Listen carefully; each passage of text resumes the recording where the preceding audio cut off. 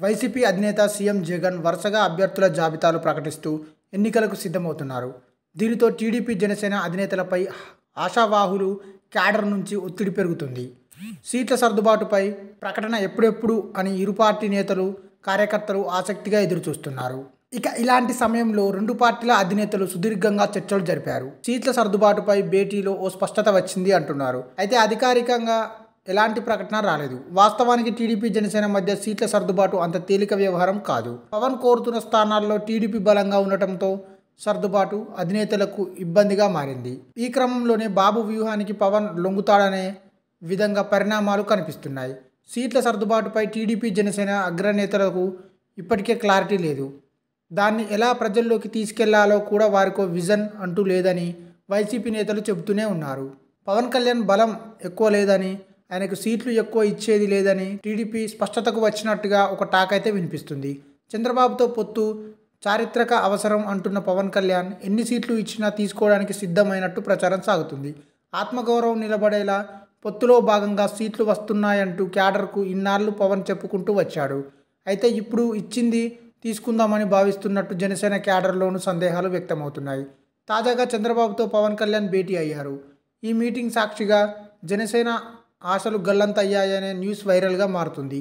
మూడింట ఒక వంతు సీట్లు ఒట్టిమాటే అని దాదాపు తేలిపోయింది. జనసేనకు సీట్లను చంద్రబాబు గణనీయంగా తగ్గించినట్టు తెలుస్తుంది. జనసేనకి ఇచ్చే అరకొర సీట్లను కూడా తెలుగుదేశం చేసిన త్యాగం చూపనున్నట్టు తెలుస్తుంది. రెండు పార్టీలు కలిసి పోటీ చేసి ఏదో సాధిస్తామని కలలు కంటున్న క్షేత్రస్థాయిలో ఆ పరిస్థితి లేదనే వాదనలు వినిపిస్తున్నాయి. అలాగే బీజేపీని కలుపుకుపోయే విషయంలో ఇంకా తర్జన భర్జనలు కొనసాగుతూనే ఉన్నాయి. కానీ టీడీపీతో కలిసి పోటీ చేసే అంశంపై మాత్రం బీజేపీ స్పష్టతనివ్వడం లేదు. బీజేపీ ఒంటరి పోరుకు దిగితే ఏం చేయాలన్న దానిపై కూడా టీడీపీ, జనసేన అధినేతలు చర్చించుకుంటున్నట్టుగా తెలుస్తుంది.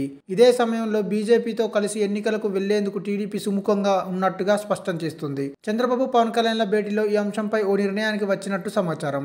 పవన్ కళ్యాణ్ ఇప్పటికే బీజేపీతో సంప్రదింపులు జరిపినట్టు తెలుస్తుంది. బీజేపీ పెద్దలు 2 ఎంపీ, 7 అసెంబ్లీ సీట్లు అడిగారని, బాబు మాత్రం ఓ ఎంపీ, 3 అసెంబ్లీ సీట్లు ఇవ్వడానికి సిద్ధంగా ఉన్నారని వార్తలు వినిపిస్తున్నాయి. అందుకు తగ్గట్టు కాషాయ పార్టీ పెద్దలను ఒప్పించే బాధ్యతను పవన్కు అప్పగించినట్టు తెలుస్తుంది.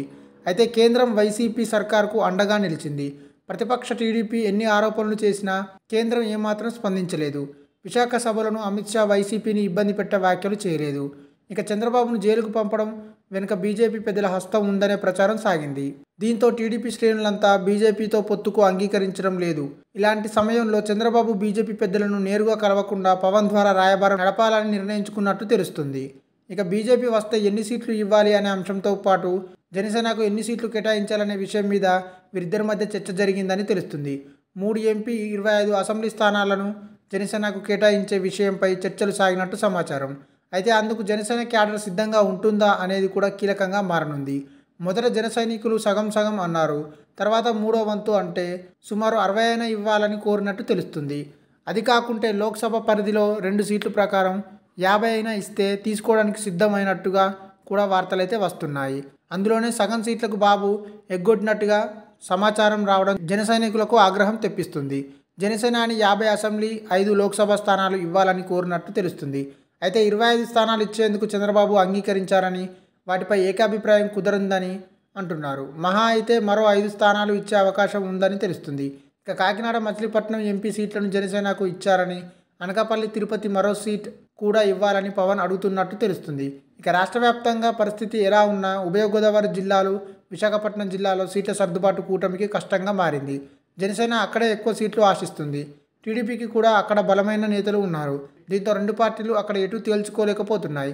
ఇక ఇప్పటి వరకు రాజనగరం, రాజోలు, కాకినాడ రూరల్, యలమంచిలి, భీమవరం, నరసాపురం, పోలవరం, విజయవాడ వెస్ట్, తెనాలి, దర్శి వంటి కొన్ని స్థానాలపై ఏకాభిప్రాయం కుదిరినట్టు తెలుస్తుంది.